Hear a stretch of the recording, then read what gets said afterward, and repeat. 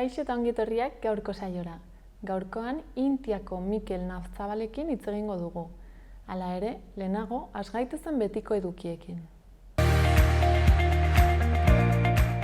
Ikusitzagun gaurko efemerideak.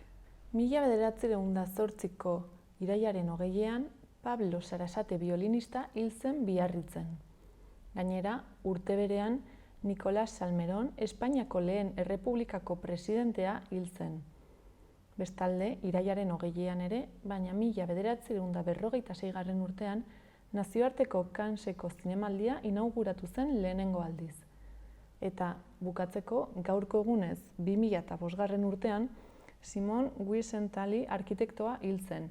Bigarren Mundu Gerrako kontzentrazio esparrutan egon zenean apuntatu zituen izenekin 1100 nazi baino gehiago eraman zituen auzitara. Goazen orain gaurko lerroburuekin. Arratsalde on eta ongi etorri gaur irailaren 20 astelehena ikus ditzagun Irun herriak eta Nafarroak gaurkoan utzi dizkiguten albiste nagusienak. Nafarroko erbesteratze republikarra omendu du foru komunitateak Elizondon. Osasun departamentoa Zugarramurdiko eta Urdazubiko eta larrialdiak mediku egonkorrekin hartatuko ditu arreta puntuan asteburu honetatik aintzinera. Hidrogeno berdearen Nafarroko agendak foru komunitatean 2030erako energia horren 150 megabatio instalatzea aurreikusi du. Urbas handian parke naturalean Aldane eta Green Capital enpresek egin nahi duten parke eolikoa eta goi tensioko azpiegituraren aurkako mugimendua indartzen ari da Lizarraldean. Nafarroa Guillermo Mujikari eta Gogoa Foroari bakearen aldeko hurbilketa plurala sustatzeko egindako etengabeko lana onartu die. 4.753,4 milioi euroko gastu muga ezarri du Nafarroko gobernuak inoizko handiena. Nafarroko gobernuak Tokioko 2020ko jokoetan Nafarroa ordezkatu duten 15 kirolarien lana, meritua eta talentua aitortu ditu. Astear dira 2021 arte gaztearen topaketak diziplina anitzeko 12 tailerren ospakizunarekin. Cesar Barriok erakusketa bat aurkeztuko du Ziudadelako Miston eraikinean azala eta haragiaren eta miseriaren artean dagoen paralelismoari buruzko hausnarketa batekin. Asteontako agenda errepasatzen jarraituko dugu. Asteazkenean, arratsaldeko 6etan AEKako euskal ikasleen besta eginen dute geltokin. Egun berean, gainera, baina arratsaldeko 7etan, Hannah Arendten indarkeriaz liburuaren aurkezpena eginen dute Katakraken. Ostiralean bestalde, Chill Mafiak kontzertua eskainiko du Mutiloako kulturetxean arratsaldeko 8etan hasita. Hurrengo egunean, larunbatean, La Topadoraren kontzertuaz gozatzeko aukera izanen da 8etan Berriozarko entzunaretoan. Eta asteburu osoan zehar, ostiraletik igandera, Noaingo Zentzumenen parkean, Nafarroako 6. azoka ekologikoa ospatuko da. Pasa gaitezen orain gaurko komunikabideen azalak aztertzera. Diario de Notiziasekin hasiko gara. Titularrak dioenez, Nafarroa DBH-ko berreskurapen azterketak kentzearen alde agertu da. Argazkian aldiz, erbesteratuei egindako omenaldia erakusten du. Horretaz gain, gobernuak giza eskubideen behatokia sustatu duela aipatzen du Notiziasek gaurko azalean. Gainera, Iturramako pisu batean jai bateko 80 pertsona desalojatu dituztela jakinarazten du. Kiroletan, Osasunak 16 urtetako puntu errekorra duela azpimarratzen du lehenengo mailako 5. jardunaldian. Bestalde, patinajeko maratoia, Bediaf eta Aura Quintanak irabazi dutela nabarmentzen du. Eta horretaz gain, Olaizola bigarrenak erretirotik 2 hilabetetara beste titulu bat gehitu duela jakinarazten du. Gaia aldatuz eta bukatzeko, La Palmako sumendiaren erupzioak biztanleak ebakuatzera behartzen duela jasotzen du azal honek. Diario de Navarrarekin jarraituko dugu. Titularra, Nafarroako enpresaburuek eta sindikatuek aurrez aurreko eta urruneko lana konbinatzearen alde egiten dutela da. Argazkian, La Palma uhartea erupzioan erakusten du. Gaia aldatuz, Iruñeko etxebizitza batean jai batetatik 80 gazte desalojatu dituztela jakinarazten du. Hortaz gain, txertoa jarriez eta ondoren damutu den pertsona baten testigantzak nabarmentzen ditu azalean. Bestalde, Nafarroak itxaropen oneko perretxikoen denboraldia ireki duela aipatzen du. Kiroletan, osasunan Braulio Vázquez 2026 arte berritzeko elkarrizketak martxan daudela jakinarazten du egunkari honek. Eta Olaizolak Mastersekin bere azken txapela lortu duela ere azpimarratzen du. Amaitzeko, arenako parkour ikuskizunaz aritzen da. Pasa gaitezen gararen azala ikustera. Lakuak sexuka banatzen dituen zentroekin neurriak saihesten dituela dio titularrak. Argazkian aldiz, zinemaldira garamatza gaurko garak, eta gazteen begirada nabarmentzen du sutan dagoen mundu bati.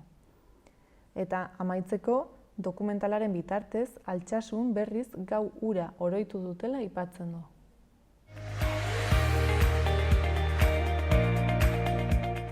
Gaurko eta biharko eguraldien iragarpenak ikusten jarraituko dugu. Gaur, astelehenean udazken giroa izango dugu. Egun osoan zehar egingo du euria eta ia txoko guztietara iritsiko da, baina gehiago egingo du ipar partean. Ipar isurialdean euria gogotik eta ugari egin dezake eta eguneko tarte batzuetan baliteke etenik gabe egitea. Haizeak ipar mendebaldetik joko du eta temperatura maksimoak nabarmen jaitsiko dira. Eta bihar, asteartean giro freskoarekin eta euriarekin jarraituko dugu. Zaparradak berriro ere ipar isurialdean eta bereziki mendebaldean botako ditu aukera handiagoz. Gauzak horrela, Nafarroa hegoaldeko toki askotan ateri eutsiko dio. Ipar osagaiko haizea ibiliko da, baina astelehenean baino intentsitate txikiagoarekin.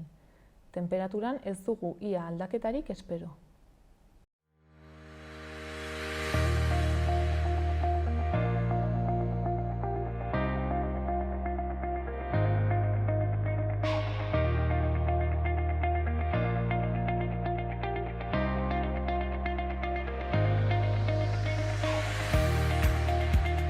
Kaixo, zer moduz? Osongi egunon, hemen gaude, lanean astelena bezala, Intiako bulegoa ja jendez beteta eta denok lanean hasteko prest, bai.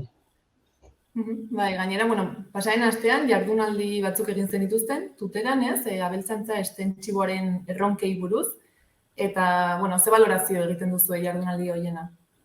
Izan da jardunaldi bat, 4 eguneko jardunaldia izan da, ostegunean hasi izan eta atzo arteo, igande arteo izan da.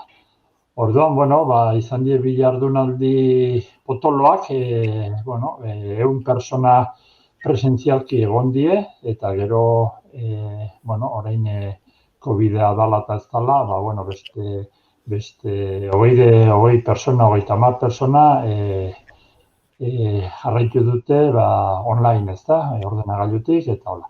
Eta orduan, izan zen bi jardunaldi pixka bat jakinarazteko gauza nola dijoan, presentzialak izan ziren, azkenean unibertsitateak, entre tantos elkarteak eta Intiak aukeratu antolatu zituzten jardunaldi horiek, eta izan ziren 8 mahai inguru, eta bakotxak bere gaia zeukan, ez da? Pixka bat ikusi ze etorkizuna duen, esan beharra dut aurretik, joan den urtean ez egin, hau 5. urtea da egiten dena, COVID-aren gatik ezan egin, Nafarroan egin behar zan, eta 5. hemen egin da Nafarroan, eta horrengoak Kordoban egin da, urtero egiteko da.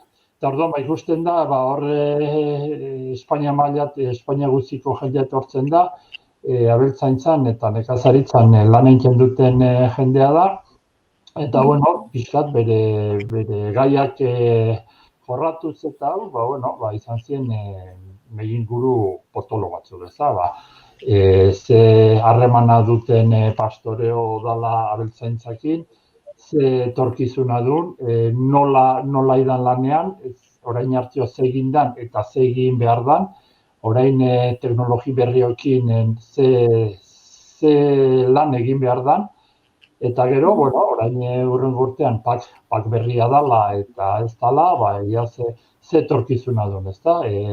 Gauza da, orgo abeltzainak, tekinak, ekonomikoki eskaxa direla, eta orduan, laguntza behar dute, eta orain nola pak berri heldu da, pak berri hortan, ze ze jarrera duen. Gero hemen Nafarrotik bada aukera, pake Europatik dator, gero ministeriotik Espainia mailan hor erabakiak hartzen die, eta gero Nafarrotik bada aukera, zero zer egiteko, ezta? Zero zer egiteko PDR deitzen da, Plan de Desarrollo Rural, eta hor bada aukera Nafarrotik erabaki batzuk hartzeko. Orduan, erabaki horiek hartzeko gai badago, eta, bueno, ia nola ikusten den, eta, bueno, abeltzaintza eta nekazari aldetik laguntza behar dute.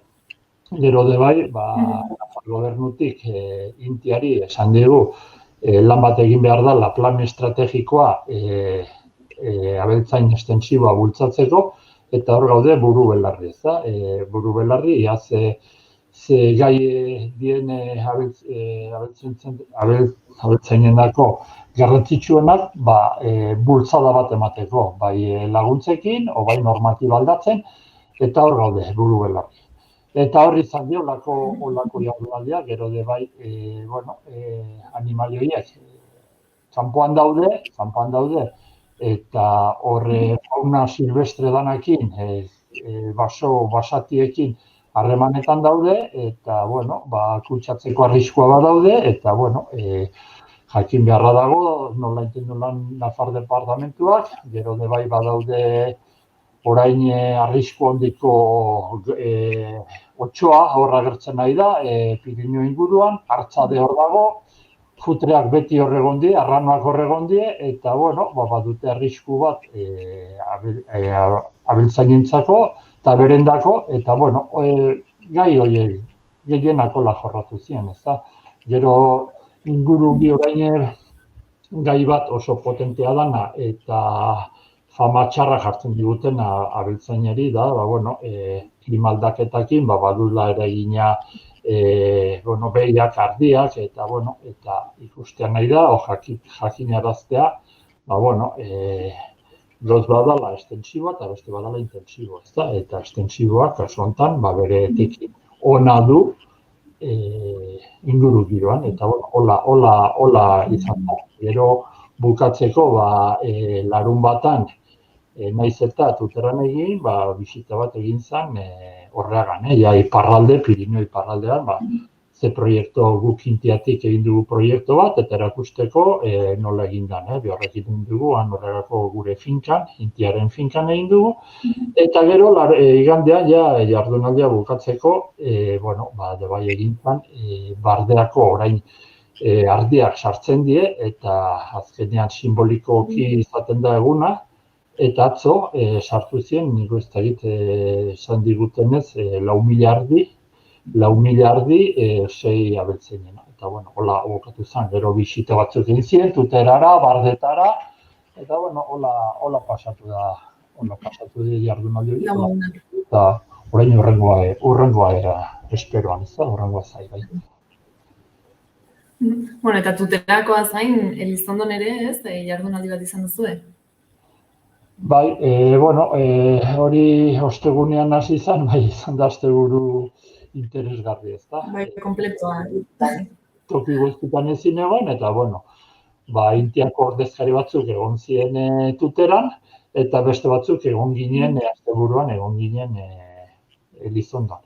Elizondon ospatzen da urtero Konaspi, Pirenaika elkarteak antolatzen du Pirenaikaren feri nazionala, joan den urtean, egin, eta urtean, ez da egin, espero dugu, urtean egitea, ez da.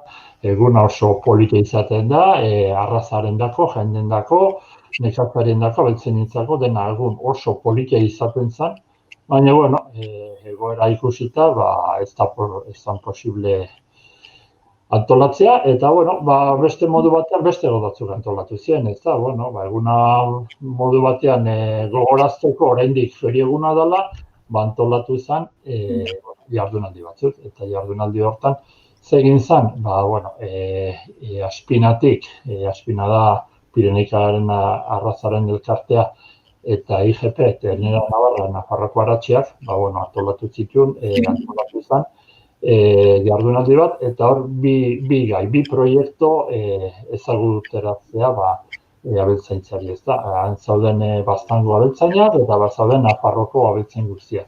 Eta azkenean da proiektu bat deitzen dena pixatu behar die animalia bakoitzak bere esplotazioan, ez da. Elkarteak, Pireneika elkarteak, badute bi langile eta, bueno, horien lana da pixkat Pireneika arraza hobetzea eta Pireneika arraza gordetzea, ez da. Eta hobetzeko normalean egiten direna die pixaketa batzuk egiten die, 120 egunetan ikusi amak zesne horik datu horrekin jakiten da amak zesnea duen, ez da. Eta gero 210 egunekin pixatzen da jakiteko aratsi horrek potentziala duen gizentzeko. Eta orduan egiten dana da bi pixaketa. Orduan modu hontan egiten den gauz bakarra nahi da pixatu bakoitzak bere esplotazioan pixatu, lana hori aurreztu eta egiteko abeltzainak nahi duenean, ongi heldu zaionean, ez da, azkenean lan bada, berak egiten du, ikusi noiz heldu zaion ongi, eta, bueno, datoiek azkenean juten die elkartearen gana, ikusteko, bakoitzak jakiteko ze aitea ze amadun, ze irabaziak izan dituen, jakiteko, horren amak esne asko du, ze potentziala du gizentzeko. Eta hori, bakoitzak bere ikuluan eginez gero, errestasuna da elkartearen dako eta bai ganaderen dako. Eta hortan nahi die, azkenean proiektu bada, eta 25 abeltzain, 25 ukulutan egiten da pixaketa hori, eta, bueno, azkenean hori juten bada, hori gero ja egin daiteke beste ukulu guztietan, ezta. Eta, bueno, izan du, bueno, abeltzainak oso kontentu daude sistema honekin, ikusiko dugu orain hilabete honetan hasiko da martxan jartzen, eta printzipioz, jakiteko ze pitxua duen animali batek, bere amangandik noiz kendu behar da, hobekuntzarako, bueno, azkenean gauz asko ditu hobekuntza izan daitekeela abeltzen dutako. Eta gero, gero bai aurkeztu zen logotipo euneko una arraza autoktona. Hori aspalditik, hori luzea da, baina, termina da Nafarroko aratsen denominaziotik, orain dela 27 urte hori onartu zen, eta daude hor barruan lau arraza barne, hemen Nafarroan garrantzi handina duna Pireneika da. Eta orduan, garai hartan sartu ziren lau arraza sartu ziren, Pireneika, Blonda, Txaroles eta Parda Alpina, garai hartan Nafarroan gehiena zaudenak, eta, Pireneika aldetik beti eskatu dute, Pireneika arraza izan behar zela, agatxe hemen denominazioen bera bakarrik egon behar zena, bere garaian lau arraza hartu ziren, eta, horiek egon die lanean, bere izten zen Pireneika arraza Nafarra aratxe barruan, ez da. Eta, ministerioak eman zioten aukera eman zioten, marka bat jartzeko, eta izena du logotipo euneko una arraza autoktona. Hemen Nafarroan bada beste behi bat, beti zudana, baina Ternera Navarra dagona bakarra da Pireneika. Orduan, Pireneikak ministeriotik eman zioten aukera hor sartzeko, Pireneika arrazatik ikusi zuten aukera hori zagola, eta, izuten pliego de kondiziones, ze baldintzak izan behar zuten hor sartzeko. Horiek idatzi zuten, berriz ministerioa bueltatu zen, eta ministerioak onartu dute, orduan lan egin dezakete. Elkartea da orgo nagusia, ziurtatzeko elkarteak egin behar du, eta kontrola egiten du Nafarroko aratxeak. Nafarro aratxea Intia barruan dago, eta lanak errezteko, zergatik azkenean beste elkarte bat behar izango zen hori kontrolatzeko, baina nola Ternera Navarra badugun, euneko euna dana logotipo hau sartzen danak beharko egon behar da Ternera Navarra. Eta nahi duenak haragitegile batea jun, ikusiko du Ternera Navarra, eta bere logotipoan egongo da Terrena Navarra eta logotipo 100% raza Pireneko. Hortako, hemen jendea sartu beharra da, abeltzainak alde batetik, hiltegiak bestetik, arategiak bestetik, eta azkenean denak elkartu behar dira. Honen, zertifikazioen nagusia Pireneika da, raza, elkartea da, baina kontrola intiak egingo du, Terrena Navarra. Eta beharko eta hemen sartzean nahi dunak, logotipo 100% Pireneika, egon beharra dago Terrena Navarra. Terrena Navarrak egingo ditu kontrol guztia. Eta zenean, konsumitzaileak ikusiko du aragitegian, zertifikatu Terrena Navarra, gehi Pireneika, dana. Beste arraza batzuk direnak ez du izango. Eta hola, bereiztuko da, jakiteko Pireneika da, Nafarroko Aratxe barne, barruan dagoen Pireneika da, o ez da. Ez da ditu ulertu duzu, ulertuko du, Argi gelditu da, bai. Eta gero, bukatzeko inginu, han egon ginenak, feria dan tokian, dastatu ginen hamburguesak eta txuletak oso ongi. Haragi oso ona janginu, oso ona, eta dastatzeko oso ongi egon zen, eta jendeari ezaguturatzeko. Orduan, asteburua oso kompletua izan da. Bai. Ikuntzak aurkeztu dituzu eta bestalde ere etorkizuneko erronkak ez pixkat mahai gaineratu. Bai, azkenean, esan dizuten bezala, orain errentagarritasun aldetik nahiko justoko sistema produktiboa dire, eta, argiekin eta behiekin ikusten da, etekinak eskaisa diela, eta, hori jakinarazteko, eta pixkat laguntzeko, lan egin behar da, ezta? Eta lan egin behar da, administrazioi laguntzak eskatzeko, eta gero, lako gauz batzuk, tekina atera dezaketenak esplotazioetan, ukuilutan, eta gero, haragia ezaguturatzeko, eta jendea gehiago jaten duen, eta prezio igotzen da. Azkenean hori da abeltzainen duen helburua, eta gero, esan dizuten bezala, pastoreo dela eta inguru giroa oso ongi kudeatzen da, aldaketa klimatikoekin badu beretekin positiboa, jendeak ezala pentsa azkenean okerrago dela, eta bereiztu behar da jakilego ze haragi mota jaten dugu. Intensiboa da, no estensiboa da. Bazakit, agian ja bukatzeko zerbait gehiago gustatuko litzaizukeen aipatzea edo ze mezu bidaliko zenukeen? Azkenan, haragizalea gara, propaganda kaskarra egiten da, zetekin kaskarra duen osasunan eta inguru giroan, eta bere neurrian janda ona da, guk gizakiok gara, haragia jandugulako, bestela beste modu batekoak izango ginen, eta segurazio okerrago, eta inguru giroan jakinarazteko beretekin positiboak badituztela, egiten dutela. Bai. Primeran, mila esker guzti hau kontatzeagatik eta primeran joan dadila guztia hemendik aurrera. Bale, mila esker. Julene, agur. Agur.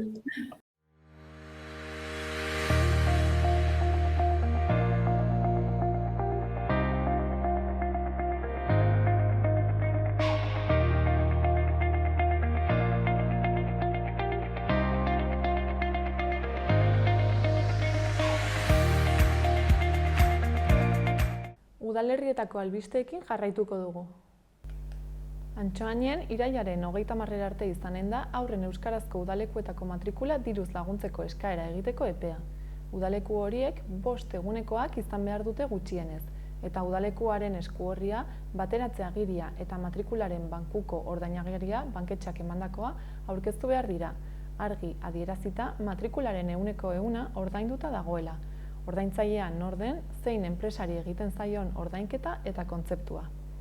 Eskaera horria ere osorik beteta aurkeztu behar da. Eta bestalde, aurten ere, Larunblai aisialdi programa urritik maiatzera arte izanen da. 2021-22ko Larunblai programa LH 3, 4, 5 eta 6 mailetako neskamutilei eskainiko zaie 2 larunbatetik behin elkartzeko, 4:30 6:30 Lotza kulturagunean. D ereduko aurrei bideratutako programa da eta izen emateko epea zabalik da irailaren 30 arte 012 telefonoaren bitartez. Irailaren 17tik 25era iraila kulturala antolatu du Barainengo Jai Batzordeak. Horregatik, ostiralean arratsaldeko 6etan musas ifusas ipuin kontaketa izanen da Kultur Etxeko plazan eta larunbatean 7etan rantxerak Pantxo Balbuenaren eskutik.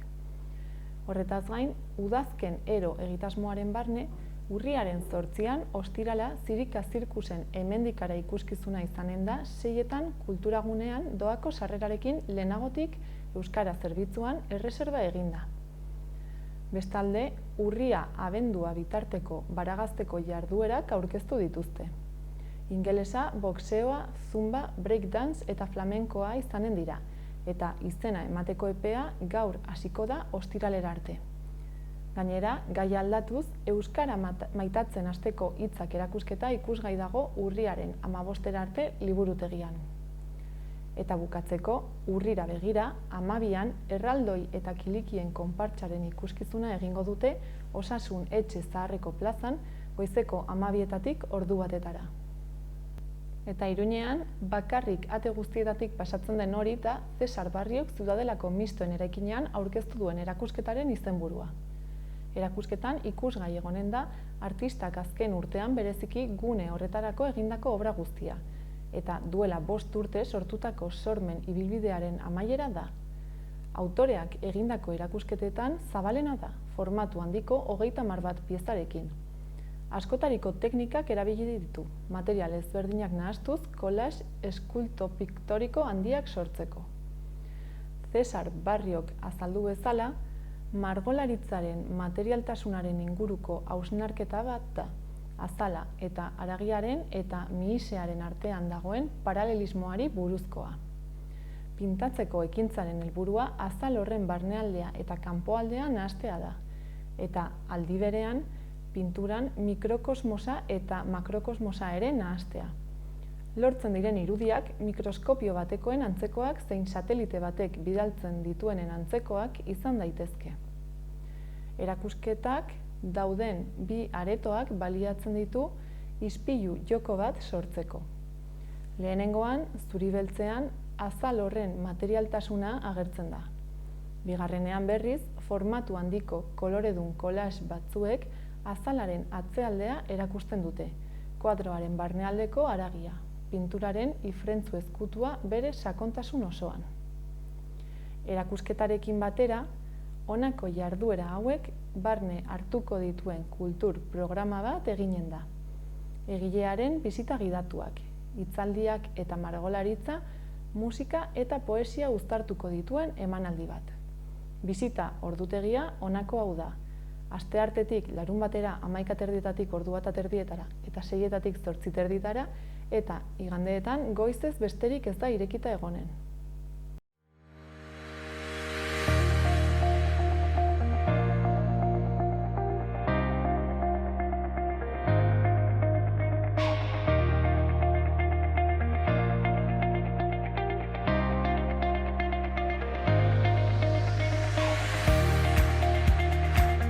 Gaurkoz, hau izan da guztia. Eskerrik asko oregoteagatik eta bihar arte. Gobierno de Navarra. Nafarroako gobernua.